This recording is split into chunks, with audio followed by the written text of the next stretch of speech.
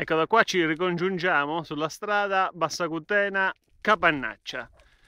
Abbiamo appena lasciato questa stretta stradina che soltanto in questa parte che vedete è asfaltata, il resto è tutto sterrato ed è anche uno sterrato piuttosto accidentato, e da questa stradina ci riportiamo insomma sulla strada provinciale, credo, dalla quale poi raggiungeremo la frazione di Capannaccia.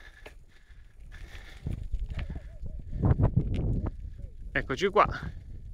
La strada che abbiamo fatto adesso è quella che costeggia il fiume Liscia, che in questi giorni è particolarmente ingrossato dalle piogge abbondantissime degli ultimi tempi.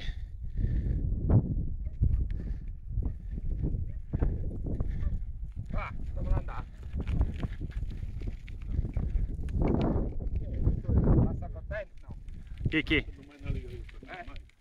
Queste cose facciamo queste cose. Non è che così senza avvento. Oggi non nominate.